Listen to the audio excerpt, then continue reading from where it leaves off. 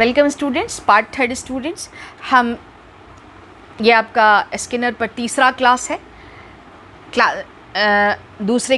तीसरा क्लास है ये, और इस क्लास को हम फिनिश करेंगे स्किनर को, और अगली क्लास में फिर टॉलमैन पे बात करेंगे। टॉलमैन या हल, इन दोनों जो न्यूरो बिहेवियरिस्ट दो और हैं उन पे बात करेंगे। तो मैंने पिछले वीडियो को एंड किया था इस बात पर कि रीइंफोर्स में उन्होंने रिस्पोंडेंट बिहेवियर और ऑपरेंट बिहेवियर, उन्होंने स्किनर ने व्यवहार को दो प्रकार में बांटा, दो रूप में माना और दो प्रकार का बताया। तो रिस्पोंडेंट बिहेवियर, इसको इलिसिट बिहेवियर भी कहते हैं, इलिसिटेड बिहेवियर।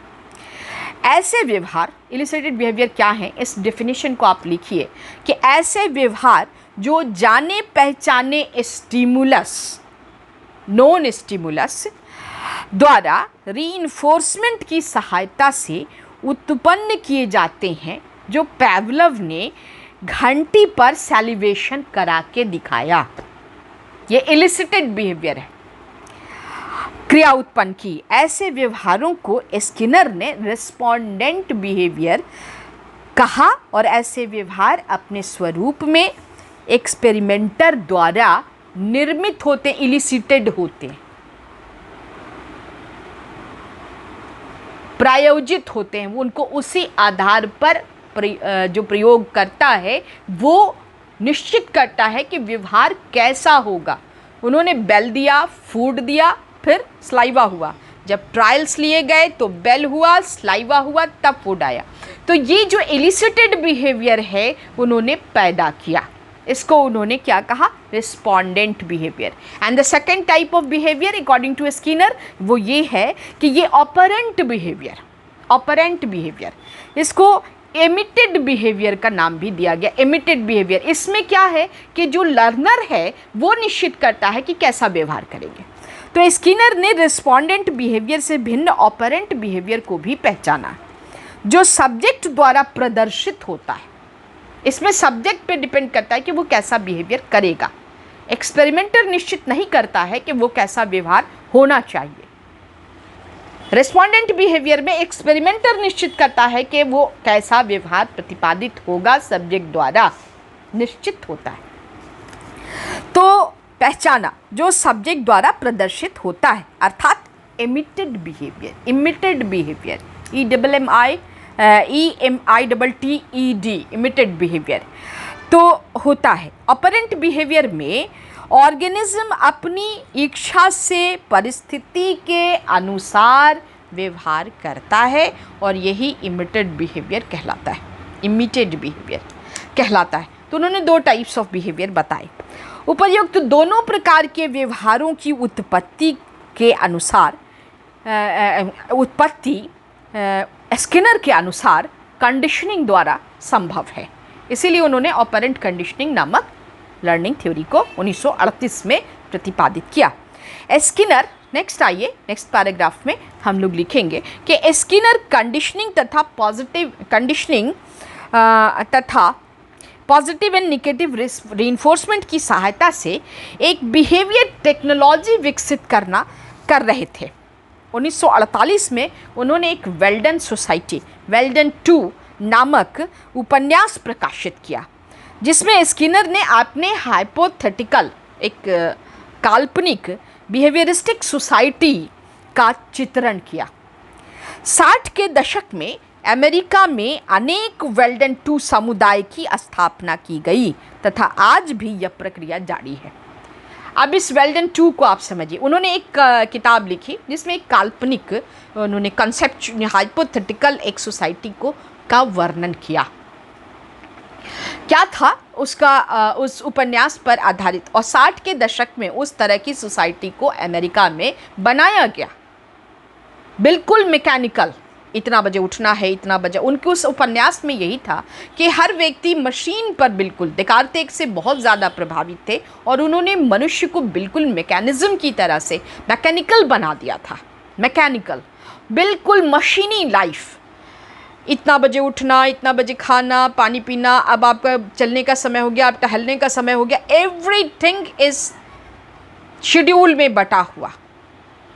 अभी आप बिल्कुल फिक्स्ड शेड्यूल, ये नहीं है कि अभी आपको सोने का दिल है तो आप सो जाइएगा, नहीं, अभी आपको ये काम करना है तो अभी ही करना है, you can't change the schedule. तो ये एक उन्होंने वेल्डन 2 नामक एक उपन्यास लिखा और इस वेल्डन 2 पर 60s के दशक में एक अमेरिकन सोसाइटी में, और आज भी इस पर काम हो रहा है, इतना बजे पानी चढ़ जाता है, इतना बजे उतर जाता है, इतने बजे पानी ख़त्म हो जाएगा, फिर से मशीन ऑन हो जाएगी, और इस तरह की सोसाइटी का उन्होंने फॉर्मेशन किया और बहुत ही ये सराहनीय हुआ। लेकिन कुछ लोगों ने इसकी बहुत ज़्यादा अवहेलना भी की कि इस तरह से मनुष्य को मैकेनिक्स में बांटना अच्छी बात नहीं है, क्योंकि मनुष्य जो है वो डायनेमिक परिस्थिति में रहता है, वो किसी एक गत्यात्मक स्थिति में रहता है, उसको एक पर्टिकुलर एंड फिक्स्ड सिचुएशन में बांधना, परिस्थिति में बांधना सही नहीं है। ये बात बहुत सारे लोगों ने इस पे आपत्ति जताई और इसका बहुत सारा विरोध भी हुआ। तो बिहेवियरिस्टिक सोसाइटी का उन्होंने चित्रण किया था, किसमें, एक उपन्यास था वेल्डन 2, और वेल्डन 2 पर बेस्ड बहुत सारी सोसाइटीज़ अमेरिका में बनाई गई। कब, 60s के दशक में। तो आज भी ये प्रक्रिया जारी है। अमेरिका में ऐसे बहुत सारी सोसाइटीज़ हैं, सेंट्रल साउथ अमेरिका में ऐसी बहुत सारी सोसाइटीज़ हैं जहाँ ब्लैक्स रहते हैं, वहाँ पे वाइट्स इस तरह की सोसाइटीज़ बनाते हैं।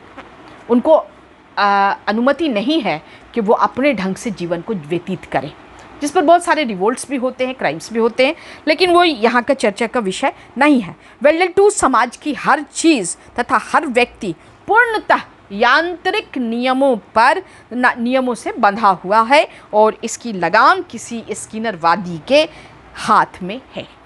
किसी स्किनरवादी, कोई एक फॉलोअर ऑफ स्किनर जो है वो उस सोसाइटी को कंट्रोल करता है, बिल्कुल मैकेनिस्टिक अप्रोच लेके वो चल रहा है, मनुष्य नहीं है, एक मशीन है और उसी आधार पर काम करती है। अमेरिका के बहुत सारे फोर्स ऐसे रिसर्चेस हैं कि जो उसकी फोर्स है, जो उसकी फ़ौज है, सेना है, उसमें इस तरह का वेल्डन 2 जैसा नियम जो है वो लागू होता है। किस पर? सेना के लोगों पर। मनुष्य को जितना यांत्रिक डेकार्टे ने माना, जितना यांत्रिक नेचर था का वाटसन ने माना, उससे कहीं ज़्यादा स्किनर ने उसको बढ़ा दिया और यही स्किनर ने इसको प्रदर्शित किया और यही इनके आलोचना का कारण बना। उपर्युक्त तो सभी योगदान, जितनी भी बातें, उनकी बहुत आलोचना भी हुई, ऑपरेंट कंडीशनिंग पर बहुत आलोचना उनकी हुई, लेकिन ऑपरेंट कंडीशनिंग आज भी एक मान्य विधि है जो 1938 में आई। तो उनकी पुस्तक बिहेवियर जो छपी उसमें और उसके बाद से उपर्युक्त सभी योगदानों के कारण स्किनर साइकोलॉजी में अमर हो गए। उनकी अमिट छाप अभी भी ताज़ा है। आलोचनाओं के बावजूद 1958 में 1958 में APA के ने डिस्टिंग्विश्ड साइंटिफिक कंट्रीब्यूशन अवार्ड दिया। किसने? अमेरिकन साइकोलॉजिकल एसोसिएशन ने स्किनर को डिस्टिंग्विश्ड साइंटिफिक कंट्रीब्यूशन अवार्ड से उनको सम्मानित किया और 1968 में नेशनल साइंस मेडल से भी सम्मानित किया गया।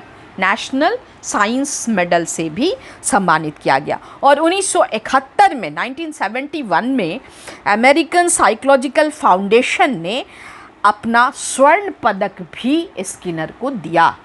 तो साइकोलॉजी में उनके जो योगदान हुए ड्यू टू his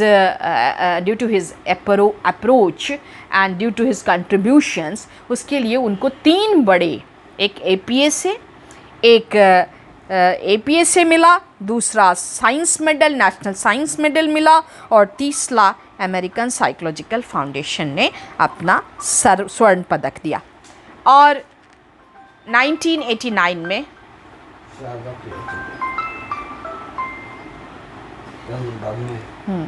बस ख़त्म ही कर रहे हैं, आप यूज़ कर।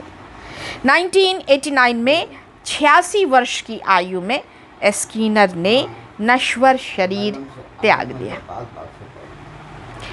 मैं इस चीज़ को आप लोगों को इस क्लास में ये भी बताना चाहती हूँ कि अगला क्लास जो है वो आप लोगों को हालिया टॉलमैन का मैं दूंगी, और वो भी नियो बिहेवियरिस्ट हैं, और नियो बिहेवियरिस्ट का जो कंट्रीब्यूशन है लर्निंग थ्योरीज़ में ये बहुत ही इम्पॉर्टेंट है।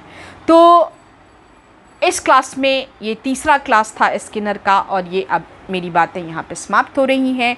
तो bye my favourite students of third part.